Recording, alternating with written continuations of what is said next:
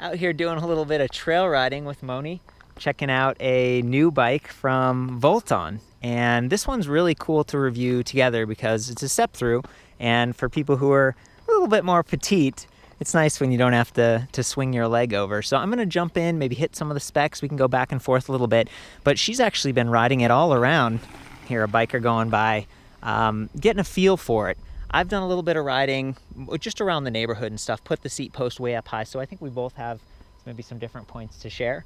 I'm just gonna jump right into it. So this is the Volton Mid-Drive 48 volt, and it's using the new Max Drive from Bafang. This is a 500 watt internally geared mid-drive motor that's designed to compete with kind of the older 8 Fun models and BBS HD. It's a little bit more polished and compact. If you look at this side, you can really see it's nice. It looks good.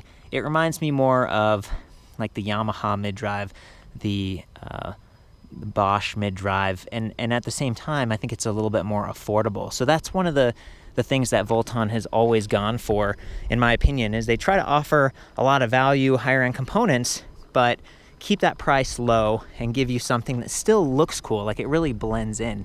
You know, you look at this combined top tube, down tube, and you don't even really notice that there's a battery in there because the cover is paint matched. And not just the cover, the fork, we've got the stem, the handlebars, even the seat post. Everything on this one is white, and I think that's really cool. It does come in a range of colors. It actually comes in a high step diamond as well, and 24-inch tires instead of 26. So you can bring the whole platform down, you can dial in the fit. This one's just sort of like it's the standard size step-thru, and by having these 26-inch diameter tires, you're going to get a little bit better traction and maybe a little bit better flow over cracks and bumps and stuff. When you get those smaller wheels, you can actually you can kind of feel a little bit more. Your traction goes away just slightly, but again, makes it easier to approach. So these are Kenda's small block 8. You can see the tread is kind of a hybrid tread. I mean, this would work okay in the neighborhoods. You'd hear a little bit of buzzing, but it's going to give you enough grip too on the trails. But the knobs aren't super big. It's something more of a trail bike is how I see this. It's actually a really versatile platform. These are 2.35-inch diameter, so they are a little bit fatter. That helps to absorb some of the bumps and give it that sort of that mountain or trail feel. And then we've got this suspension fork here, SR Sun Tour XCR32. Nothing too special, but it does have lockout. It does have preload adjust. So that's what I mean. It's a little bit of a step up, gives you a little bit more adjustability. And then combined with that, you've got rack bosses and fenders. These plastic fenders here, these are sort of a blessing and a curse, because as you're riding, if you do take this onto the trails like we were doing, what did you think of the fenders? How did they? Yeah, you're gonna hear the rocks and everything. Tick, tick, tick, tick. And you are supposed to go to the trails to relax, and enjoy nature and everything. And you hear a lot of noises. Hear them rattling around. To the trails, you need to. I recommend to take out the fenders. Yeah, it's good advice. Yeah. Speaking of taking things off, quick release, front and rear. I like that because not everyone has a bike rack. Like we came here, we were hanging this on the back of them, or actually we have a platform rack on the back of the car. So it's easier. You don't have to worry about having a top tube. Not everyone has that. If you have just a big trunk or a station wagon, you can easily take off the front wheel and then kind of turn the handlebars sideways. But if you have the fenders attached, they're still going to stick up and stuff. So those are something you could totally remove. But now let's come back to the other use case. Maybe you're not someone who cares about the suspension and the knobby tires and the mid-drive climbing performance and off-road capability of a bike like this. Maybe you just want something that's a little more comfortable, that you could occasionally take on a dirt path, but more of a commuter, more of a city bike.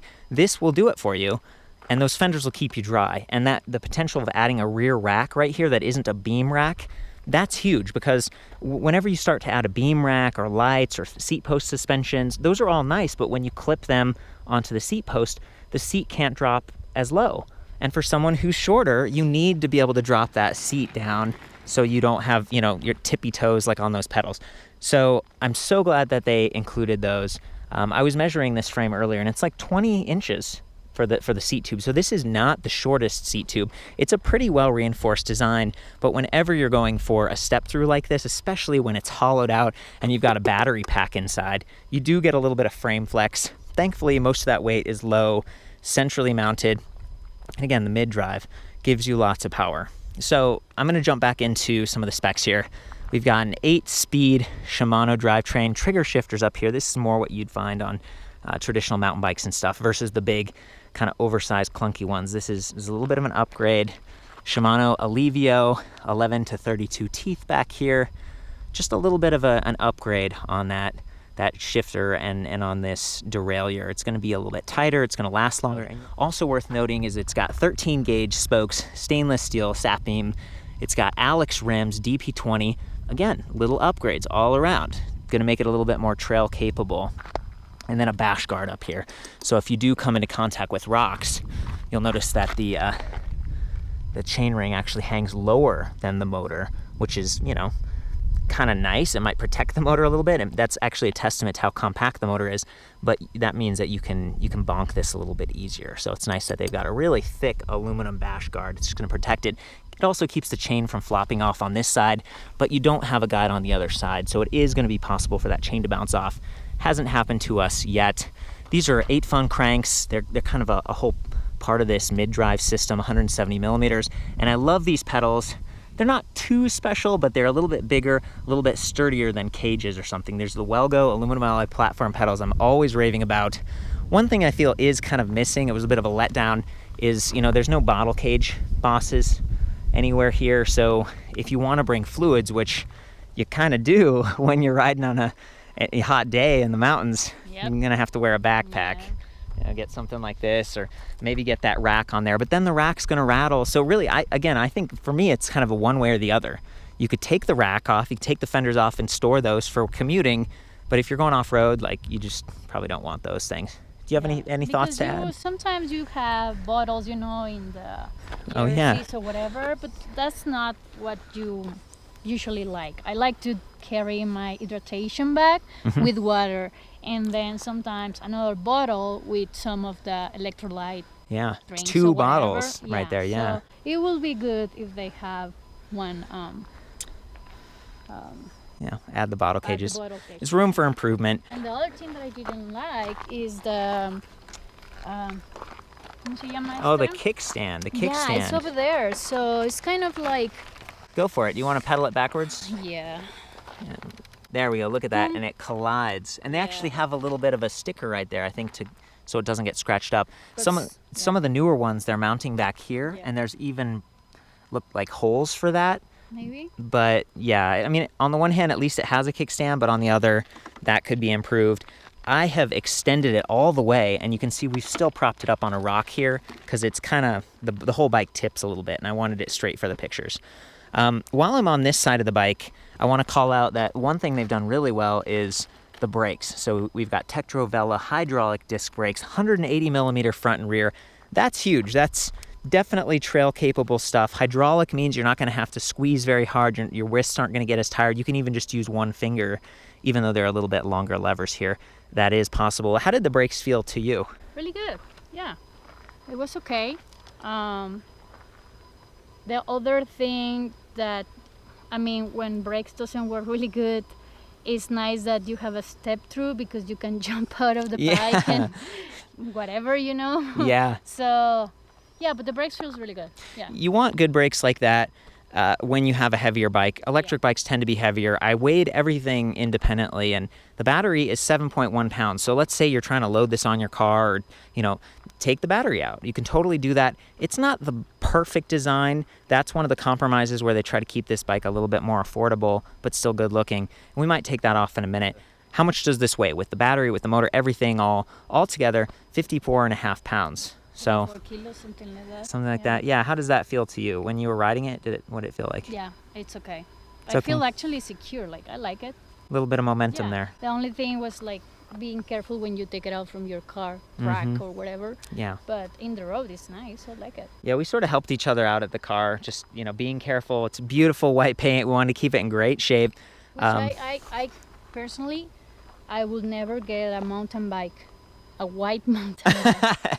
It's going to get dirty, huh? Dirty, and also, you know, the rocks can chip the paint or whatever, or like, yeah, sometimes you're wearing like tennis shoes are kind of like Yeah. rock or oh, you already have that. See the scuffs from Yeah, black stuff. so- But to be fair, this is pearlescent, like reflective white paint. So if you're on the other side and you want a bike that's good for urban riding and you got the rack and you got the fenders, well then white's going to keep you safe. Exactly, I was gonna say. People, sorry, I stole it right from Safe. trying to balance it before out, you know. everything, right?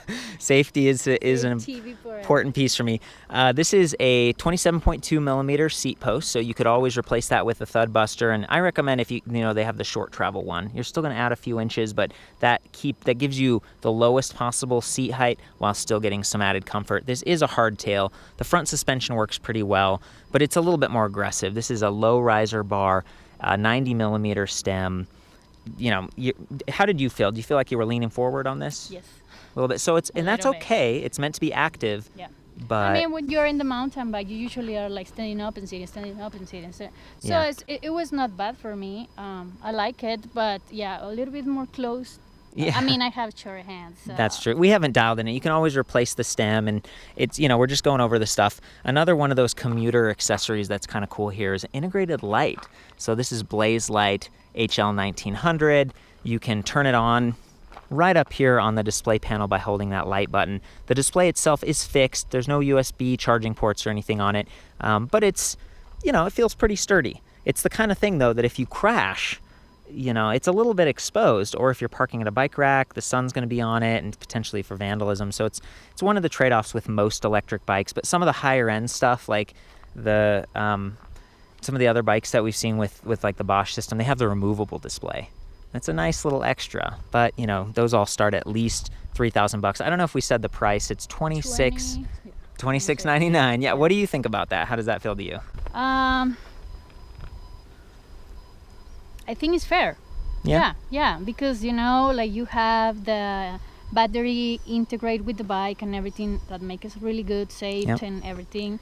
And yeah, all the components. I like the components. I like that it's 5 levels of assist. levels Yeah. of assist and 8 8 gears. gears. And it's pretty adjustable. So the thing about having a bike that is powerful and can hit higher top speeds, this is a speed pedelec, so you can go like 27, 28 miles per hour, Yeah. but you don't have to. You can actually go into the menu and knock it down and be like, I only want 20, or I only want 15. And maybe I only want to use the first level assist, which is very minimal. Like you were riding it earlier, you're like, it doesn't feel like it's that powerful. Yeah.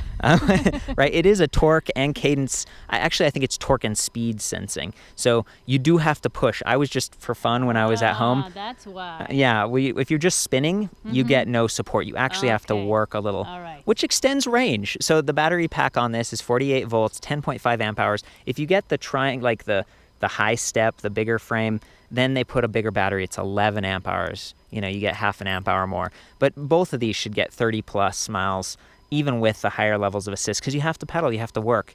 There's no throttle on this, so it's kind of a class 3 because it's a speed pedelec unless you manually change the display. And there's a really good kind of a digital guide, and you can go into the display and you can change all the settings about wheel size, top speed. It's really neat that they open that up. Speaking of opening things up, should we look at that battery? You want to check it out? All right. Let's do it. So here are the keys. Just kind of insert it. You got to insert it the right direction, like that, and then it just pops off. This thing's just plastic. It So looks what is nice. this for? I think that's just for that little plastic thing, the shim that kind of like anchors it. I thought that it was for a bottle. I know. I was kind of hoping. I'm like, Yeah. maybe, but that'd be like sideways. Will you hold that for a second? Nice padding in here, rubberized edges. Compared to the ones where the bike has like a big battery bolted onto it and it makes the standover height. Take it out and clean it also. You can, yeah. It's nice. it's kind of I see this as kind of like good job DIY. This is not quite as polished as some of the others, but for what it is, not bad. It looks professional. The first time I got this, I was like, let's pull the battery out. And I was like pulling on this and I was starting to rip the fabric. I feel bad because it's like a brand new bike and I don't want to mess it up. You see this right here? That's you what you didn't have to. notice I that? didn't know. Well, I thought that was like I thought that was part of it, but no, you have to pull this out, and it's sort of an extra long piece of Velcro, like this, and then you have to go this way. So it's just, this is definitely taking more time than like a Bosch battery or with the Yamaha battery would. Here, and I'm just trying to get it. There you go. You got it? Thank you so much. So now that that's out, you kind of pull the battery up and out. Come on, I'm gonna... Oh man, I'm ripping it even more. I feel terrible. Yeah, I got it off at home. Here, I'm gonna... Okay. Will you hold this for a Yeah. second? Okay, so... The thing about it is there's like these blades that have to line up. There we go. So I've unplugged it. You know, there's just a bit more doing. Am I hitting my face on... There we go. I did it. These are the holes, the slots where these blades go down here. So I'm going to try to get you up close again. You can see down in here there's just a few wires. This is what plugs into the base of the battery pack. Those are the plugs that go into the pack. You know, there's even a little bit of space in there so you could, you know, put some accessories or something in there if you wanted. Just be careful, you don't want to cut the wires or have an issue. And it's, you know, for what it is, it's pretty good. It's the battery again, just get an idea of what it looks like. You can charge it off the bike, like see that little port right there? Or you can charge it on the bike. So I think if it were me, I probably wouldn't take the battery out too often because I'm doing damage like every time I take it off. Maybe it's just a little tight because it's brand new. So it's nice to have the option, but again, you're not paying as much. Maybe you're not getting as polished. Yeah. Let's count the seconds that it takes you to put Second. it back. Oh yeah, are you gonna race? 1 Mississippi, 2 Mississippi. See, I don't want to rush and like hurt it, you know, either. It had to be in that bag? I think so. What if the bag is just for protection and you need to put the battery just like without the bag in the bike? I think you could do that. That's a really good point. And one of the things you might end up with is a little bit of rattling because I'm sure this cloth thing kind of like dampens it a little bit. Okay. So here I So go. be careful with that, guys. Yeah, that's where I was before. No. What? Oh, maybe it's like down like that, this. exactamente, like this. So there's the first one. Like that. And And then... then you had to do double? No. Yeah, because it's so long. No. It's not the end of the world, but it's also not like the best either. Okay, here we go. Then you stick this up here like that, and you click it on. It actually, once it clicks on, this thing works really well. It stays. I think it would keep water mostly out of there, but you can see on the top there's sort of an opening. So if it was really raining hard, water could kind of leak in here a little bit, I think. I don't know if they didn't specify like an ingress rating or something like that. Most bikes and batteries tend to do, you know, pretty well. The motor, I'm sure, is very well sealed and stuff, but that's a little bit of it's a sensitive area. You can see the cables and stuff are fairly well organized with a bit of neoprene here, and they're run through this little channel, a little bit exposed right here if you're going off-road. Just want to keep an eye on that. And then coming to the back, there wasn't any slap guard here. So over time, you were talking about it chipping and stuff. You know, if this chain's bouncing. No, we're great. Thank you. That was nice. Friendly people out here. So yeah, you know, the chain would be bouncing and potentially chipping that and just, you know, wear and tear. You can go on Amazon and get like lizard skin or whatever, and they have like another neoprene thing like that. Okay, should we turn it on finally? Should we turn it on? Do you want to help with this part? Oh, P.S. 1.4 pounds, 2 amp charger, small enough that you can bring it along. I mean, it's not the smallest thing, but it's also not like super big and crazy. Okay, I'm gonna try to turn the bike, you know, now that we need to get this kickstand up. There we go. Let's try to position this so we can see. Even turning, there's a little bit of rubbing happening. There we go. Look at that. So you hold the power button for a couple seconds. Display comes to life. I love that it's only one step like that. The display is fairly large and easy to read, even though we have like the protective sticker thing still on there. It's very clear. 10 little ticks on the battery pack. So, you know, a lot of these bikes only have 4 or 5. Yeah. And then you're like, oh, I just lost 25% of my battery. Like, that's a big jump versus 10%. Awesome. And then speed, it's in miles per hour because I got into the menu earlier and changed everything. It was great. And then down here, you've got a bunch of different readouts. By pressing the I, we go from trip distance to total distance, max speed, and average speed. So that's cool. Let's see your max speed, babe. Oh no. What I just did was enter the menu by pressing II. If you press II real quick, you enter the menu, and then you can kind of hit the plus or minus to change. So there's kilometers per hour, miles per hour. I'm gonna cycle through. This is like the backlighting. There's actually a light sensor on the base of this, so it automatically comes on, but you can make it less sensitive if it bothers you. And then the actual backlighting, like how visible the screen is, how quickly the bike powers off automatically.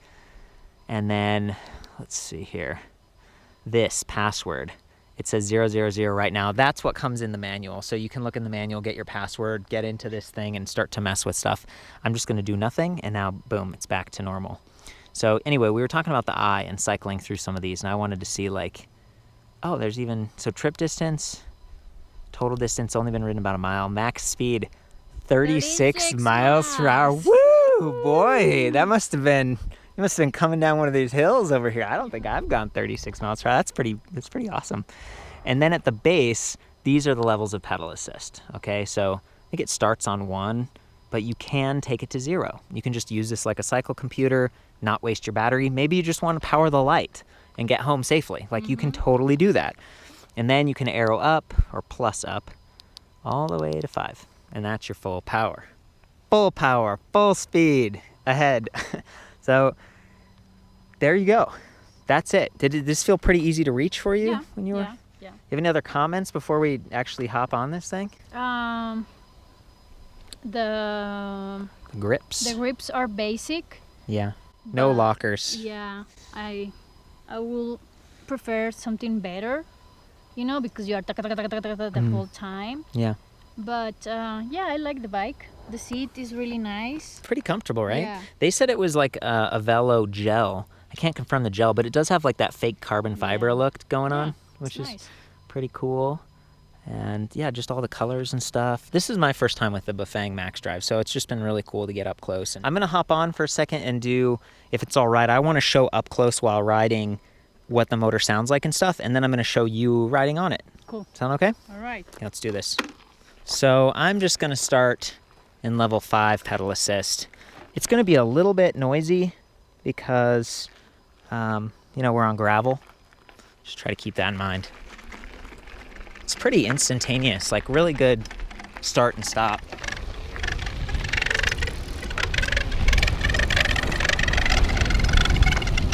From this angle, you should be able to see and hear the motor starting and stopping as I pedal.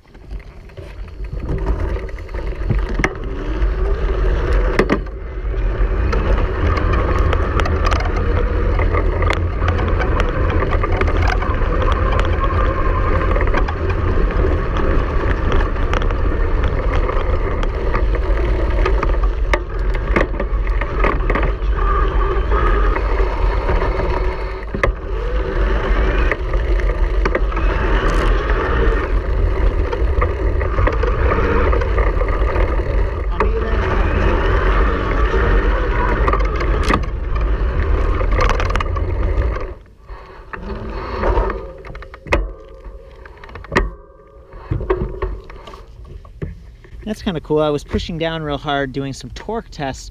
When the bike isn't moving, the motor doesn't activate, and that's the safety thing, you know.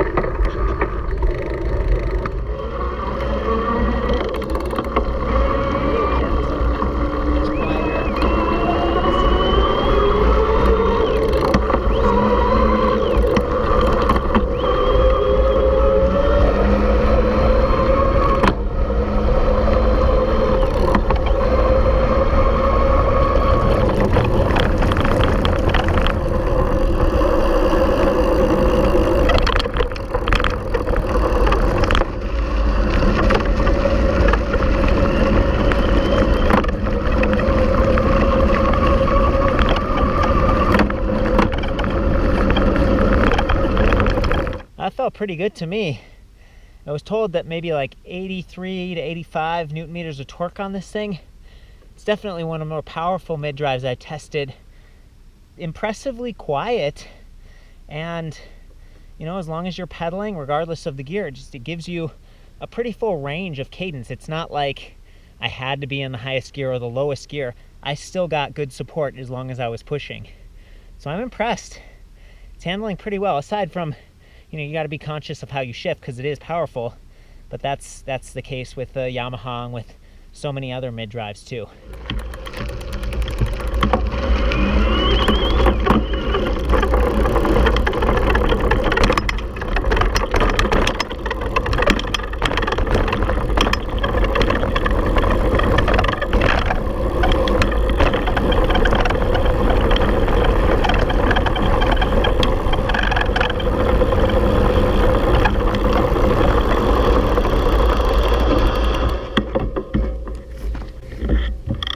Probably hear that chain slapping a little bit, and I can already see some chips.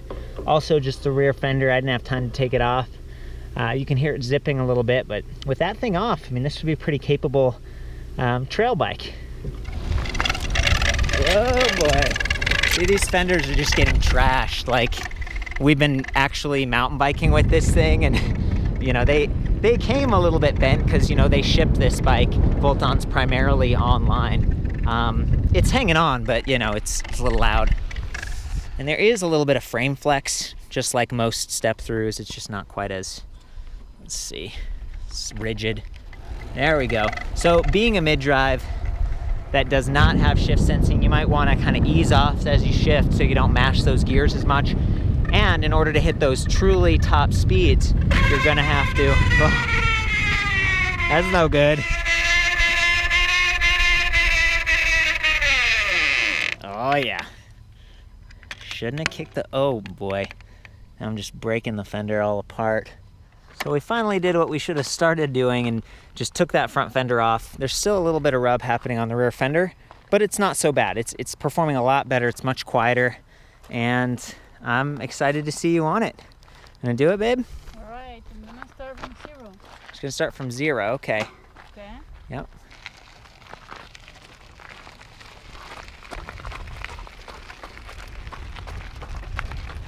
How's it feel? Really good, better. Okay, now go for it. Hit the 5. Ah. Yeah. There she goes. Man, I was able to get it up to pretty fast earlier riding along this trail. Actually over on the street. We're trying to keep it limited on this because it's kind of a walking, biking path. But the top speed is pretty impressive, you know, when you unlock it. It's really interesting to see a bike that's so capable of maybe being a speed commuter, maybe being a trail bike, or maybe even just being like a neighborhood bike, because you can use it really slow. I've been, you know, fairly impressed with the Bafang Max Drive. Again, it's the first time I've seen it, tested it like this. Didn't have any trouble climbing, even some of the steeper stuff for me. I'm only 135 pounds, but I've tried the Bros system, I've tried the Bosch system, Yamaha, Impulse, kind of all of them, the mainstream ones, and I feel like Bafang's done a good job, so kudos to them. Hopefully she comes back eventually. I think she's having a blast. So we just finished our ride, getting this thing put on the rack again, and I noticed how much easier it was with this kind of rack, at least without the fenders. And you know, we're just sort of reflecting. Like, it seemed like you had some thoughts. Yeah, I was riding back to the car and I noticed how quiet it is. Like super quiet, extra quiet. Like you don't notice at all that you're like riding a electric bike. And I was telling you that I really like the step-thru, because with my other mountain bike, it's more like, you know, tough mountain bike, but it doesn't have the step-thru. And I crashed really hard the last time. I have some bad scratches there in my knees and everywhere. And this is more like, it feels more relaxed, you know. It feels more like, what word did you use? Feel more confident. Confident. You know, because if I crash, or if I'm close to crash, I can just jump out of the bike. And I really like it. I also noticed, like, just right now when we were putting the bike in the I mean, the bike in the rack. How cool is the logo? Like they integrate the on with the, I mean, it's bolt With on. the bike, yeah. But the wheel and everything, I like that. Yeah, really cute. You know, I like all the design stuff. So really Baby. nice bike for girls. If you want to try something like this, I seriously recommend it. Yeah. It's your first time on a Volton, right? Yes, it's the first time on a Volton. Yeah. Cool. Well, thank you so much again for those closing thoughts. Sometimes it gets like, anxious out on the trail. We're talking about the bikes and stuff, and it's nice just to reflect. I think that's about it for the full written review. You can head on back to ElectricBikeReview.com, where we've included specs, standover height, just everything, colors, Todo. all that stuff. And as always, ride safe. Adios.